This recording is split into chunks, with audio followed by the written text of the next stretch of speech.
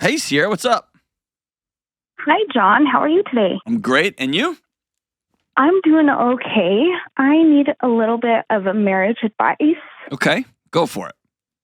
I feel like me and my husband are in a rut, and we're not going anywhere. We're not like doing new things as like a married couple, and it's just kind of like the same in, same out every day.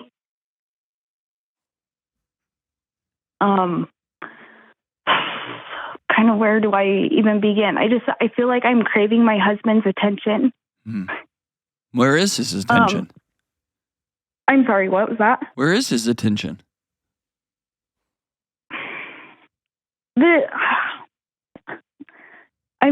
I don't know. I don't know how to answer that. Like if he takes a day off of work, I try to take a day off of work with him just to have that time with him. And we have a 2-year-old, and like just to have him plan a date night is like pulling teeth, and like I kind of don't know where to go. Have you told him it makes me feel loved, or it would make me feel loved if you planned a date night for us? I do. Okay. And he does tell me that it's I don't ever want to plan to have his mom watch our daughter because it gives me anxiety because I have had PPA so bad. Mm-hmm. But can somebody else watch your daughter besides his mom? So we, my family is in Salt Lake, so that's not necessarily feasible. Mm-hmm. And can you hire a babysitter? I've thought about that, but he also brings up money about it being, he is trying to protect me in a way that if I see that money gone, I stress, which I don't know why. I mean, we're financially stable. We're okay. Yeah. But I mean, you're struggling with postpartum anxiety, and I get that. Mm-hmm. But I also get how he feels trapped, how he can best love you. Yeah. Is that fair? Tell me I'm wrong. I get accused of being hard on men all the time on the show. But tell me I'm wild here, because I'm just trying to put myself in his shoes, and you're like, you never plan anything, you never want to do anything, I miss you, I want to be with you. And he's like, okay, my mom's going to be here at 6, we're going on a date. And you're like, no. And he's like, okay, I hired a babysitter. No. Like, well, and see, like trying to get his mom to come over to even try to be part of our daughter's life is also pulling teeth for her. And even if we take her over there, it's the same thing. She doesn't necessarily want to be part of our daughter's life. Okay. You need to grieve that. Because that's not how you drew this up, is it? No. No. You need to grieve that. That's the worst. Yeah. And yeah, it's reality. Yeah. And it is. And it's hard. It is. But here's what I don't want you to do. I don't want you to, like, everything I've just thrown out there, and I'm just throwing stuff at a wall to see if it'll stick. Everything I've thrown out there, you've got like a boom, can't be this. Boom, can't be this. Boom, can't be this. And here's what I want you to hear me say. The marriage that y'all had before you had a 2-year-old, that marriage is over. Doesn't exist anymore. Yeah. And you're hanging on so tight, you're strangling your current marriage to death. That's the crummy part. Because it sounds like your marriage before your kid was pretty awesome. Is that right? Yeah. I mean, it was good. Yeah. Great. Okay. Well, it doesn't have to be, but I mean, there's probably some good, some hard, some all that, right? Yeah. Okay. And by the way, in-laws who don't want anything to do with the grandbaby probably weren't the best in-laws before the grandbaby, right? Yeah. Okay. So that's crummy. The cool part is you get to build whatever's next. How do we do that?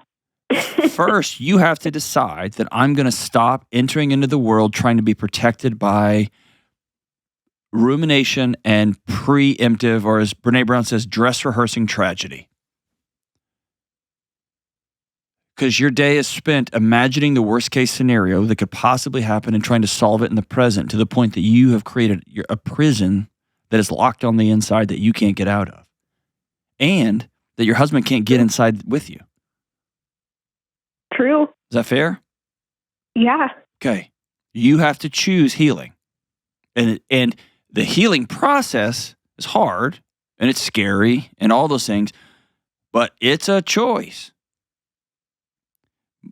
In like 60 seconds, you told me that you have PPA. That can't be your identity anymore. That's a way your body wrestled with this beautiful child you brought to the world. Great. Cool. Yep. But that's not going to be who we are now and forever. And that pain and that terror and that scared feelings. Did you have really rough ruminating thoughts? Yeah. Did you have thoughts that scared the crap out of you? Yeah. Did you have thoughts that you haven't told anybody out loud yet? Because you think they're going to take your baby away? Yeah. Okay, you got to sit with somebody and say those things out loud. They're not going to take your baby away. Okay? Okay. Probably not your husband. You'll scare him to death. Yeah, probably. Tell me I'm wrong. Am I right? No, you're completely right. Okay. You've created a prison where your own baby's not even safe with you. I don't say it like that. I know, but that's how your body reacts.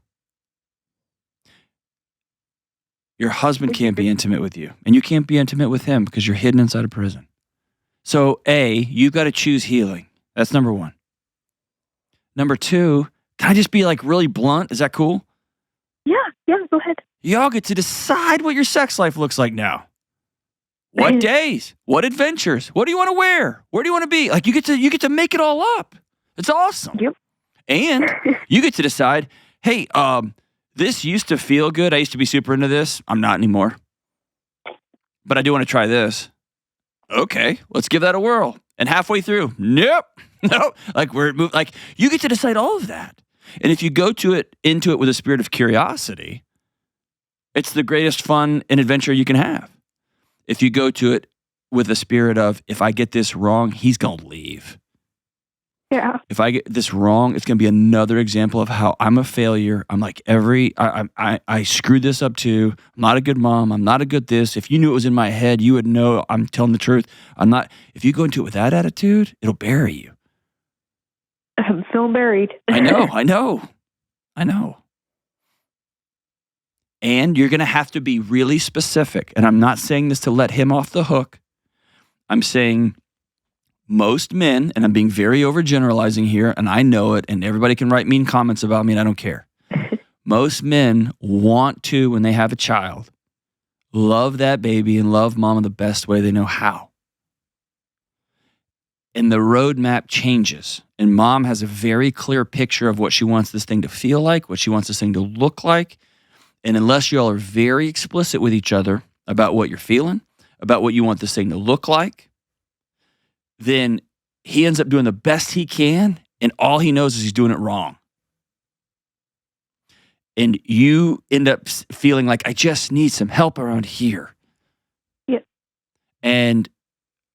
But you're going to have to get past it's not sexy if we put it on the calendar. It's not romantic if I have to lay it out explicit.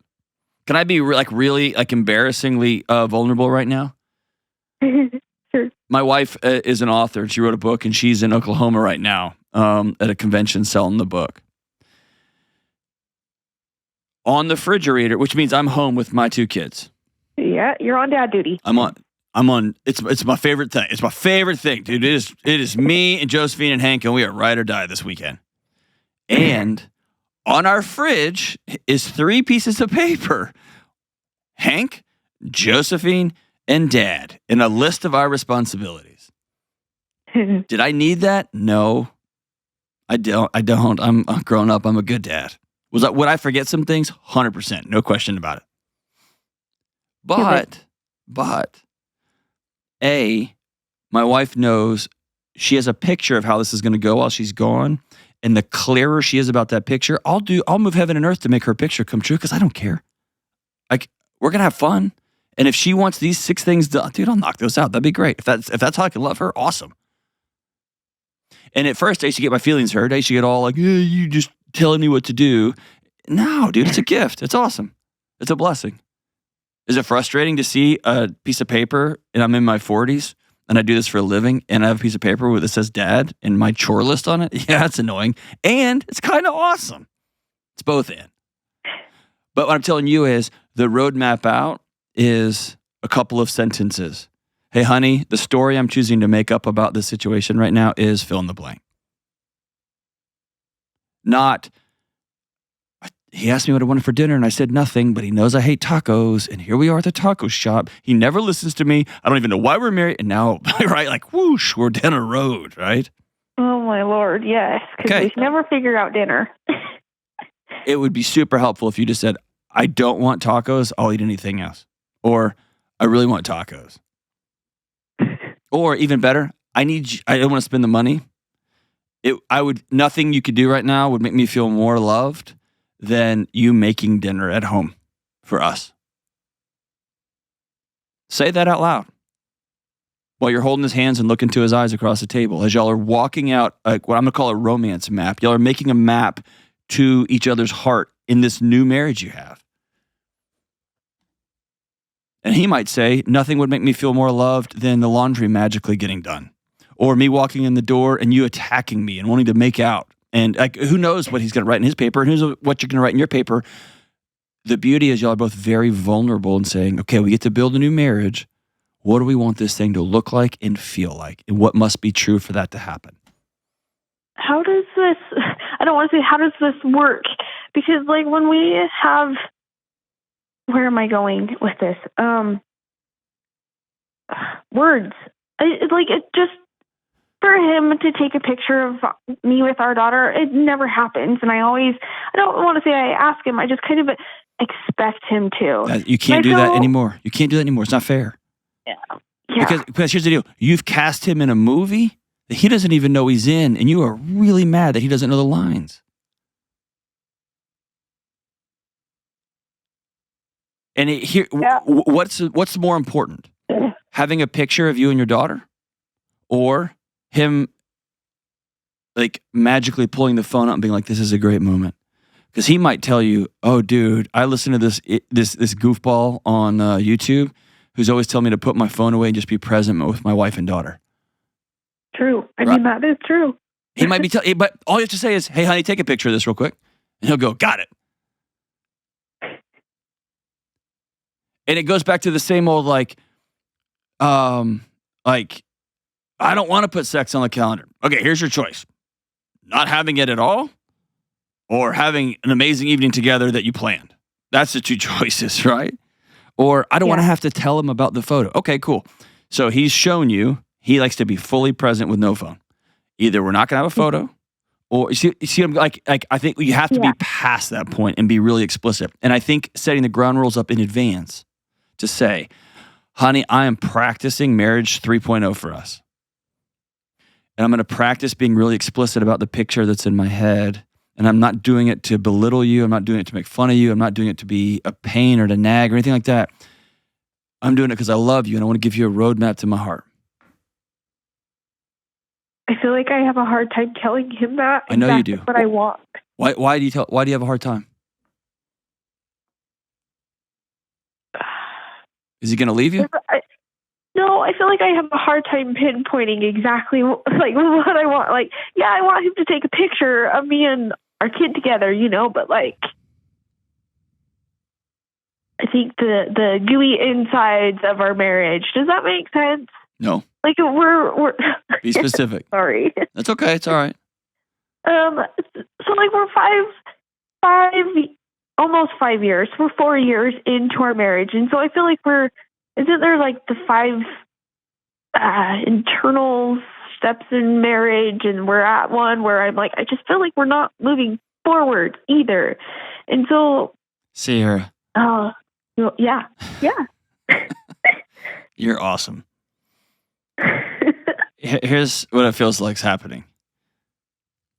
It feels like you have a professional baseball game playing on a 60-inch flat screen, and you and your husband are playing catch. And you keep looking over at the screen, and you're so heartbroken that it doesn't look like that.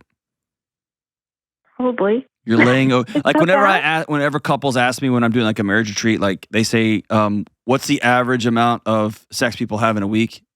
I won't answer that question. I always tell them it doesn't matter. What matters is what did y'all agree on? What works for y'all? And so, yes, there are stages where there is more conflict in spaces than others. Right? There are some inflection points. Having a 2-year-old in the house is one of those moments. Having postpartum anything is one of those moments. Having feel like your body is betraying you with anxiety. It feels like it's not even your own body. It's going to war and fighting things that you don't even know what it's doing anymore. That losing that trust is terrifying. And the thought of our first 2 years, man, we peeled the wallpaper off in this house. We did whatever we wanted. Now we have to put date night on the calendar and I have to tell you exactly where I want to go? Yep. And here's what's going to be weird about it, and you're going to think I'm crazy. There used to be tons of fun in the spontaneity. Let's just go get burgers. Yeah. Now when burgers are on the calendar, you get to think about burgers all day, and it's kind of awesome. It used to be there was really excitement and adventure in just getting home and ripping each other's clothes off. Now, you're going to know Thursday night is party night. And you're going to think about it all day. And then you're going to move to, hey, I kind of want Thursday night to look like this. Or you're just going to get real brave and you're going to send him a text. A little bit over the line text. And you're going to see him light up like a Christmas tree all the way across town. You see what I'm saying? So what you thought was everything's got to be about this. Now it's going to look different, but it's just a different kind of awesome. It's just different. And if you go around looking for, I think we're at the inflection point. I think this is where our marriage crashes. You're for sure going to crash it. Yeah. If you walk through and go, man, we have a 2-year-old. I need to get a handle on my anxiety. I need to decide I'm not going to have an identity that's me. That's a thing that happened. That's cool. And when he says, hey, I want to have a second baby, and you're like, I want a second baby, but I'm scared to have a second baby because of what I went through last time. That's all real and good. Oh my God, we're right there. I know you are. And you're terrified of your body going dude, I do this for a living. It's good. It's good. But now you feel like you're betraying him. You feel like you're betraying yourself. You want your baby to have a sibling. Yeah, all those things are there. Yep. But you're not crazy. It's normal. What's unhealthy is just to sit and let it immobilize you. Let it boil and sit there and think about it all the time nonstop. Yeah. And then you feel like you're a bad spouse. Yes. And then a bad mom. And you're just overthinking inside the box is not always good. It's never good. It is rumination, overthinking, constantly worrying about the next worst thing that could happen and trying to solve it in the future, in the present. Is a grade A 100% complete waste of your time and your energy. Yeah. And so I'm glad to tell you that. And here's why it was also mean that I told you that. Because now you're going to know every moment moving forward that I choose to just based in this, I'm choosing to be a less present friend, mom, spouse, a less present you. Mm-hmm. And you also know that when the rumination gets so powerful, you can't stop it. You need to go see a doctor. I've been there. I've been medicated for it. It's okay. I've had two knee surgeries. I needed to get help there too. I mean, it's just part of it. Ooh. Okay. I'm nervous to get on and stay on any anxiety meds. Then don't.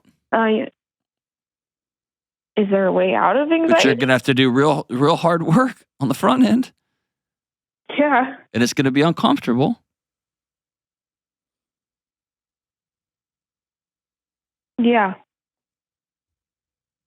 I think it will be really, really uncomfortable. But let me tell you this way. The hurt or the potential pain you're avoiding is causing infinitely more pain in real time right now. Fair? I can agree to that, yeah. Okay. head straight into the pain points. If you're worried about the thoughts in your mind, call your doctor, your OBGYN today. And say, I've got some wild thoughts going on in my head, and it's postpartum anxiety, and I'm scared to say them out loud. I'm not going to hurt anybody or hurt anything. I'm not a danger to anybody, but I am freaking myself out. Can I come in and talk? And tell your husband, I miss you more than life itself. I miss you, I miss you, I miss you. Here's a little chart I wrote up. Here's 40 things, 40 little markers as a roadmap to my heart. I want to sit with you while you write out yours, and we're going to read them to each other. All right. Is that fair? Yeah. And I want you to say, next week, we're going to get together, and I am going to practice hiring a babysitter. I'm going to interview somebody. I'm going to invite them over, and maybe we're going to be gone for 30 minutes. I'm going to pay them $25 for 30 minutes, which is insane on every front, but you know what we're practicing. Yeah. You're going to practice paying money. You're going to practice having somebody with your kid while you're gone for 30 minutes. Y'all just going to drive around and go get Coke Zero and then come back. It'll be fine. It'll be great. And the next time you're going to practice an hour. The next time you're going to practice an hour and a half. You're going to slowly inch your way. But this is you entering into the scariest parts, the out there parts. And what you're going to find is they're not so scary once you get out in there. You're going to grieve the fact that you had this picture of your mother-in-law being there for you guys in the same town, always come over to babysit, and she doesn't want to do any of that stuff. Heartbreaking. Stinks. That's a her problem, not a you problem. But don't go looking for where this thing is getting off the rails. Instead, be really active about creating what happens next. I think you guys have an amazing future ahead of you. And I am 10 out of 10 optimistic that y'all can sit down and map it out, and there'll be tears, and there'll be laughter, and there'll be a little, ooh, I didn't know that. And there'll be all kinds of adventures to be had in the future.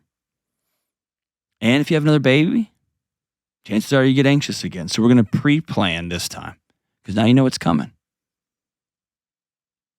And we're just going to create a world so that when the next scary thing comes, we're going to be ready for it. I'm proud of you. Proud of you for making this call. Thank you so much. Your bravery and vulnerability is helping a whole bunch of people. Blessings to you, my friend. Hang on the line. I'm going to send you both of my books, Building an Unanxious Life and Own Your Past, Change Your Future. I want you to read them both. Read them both. Take care.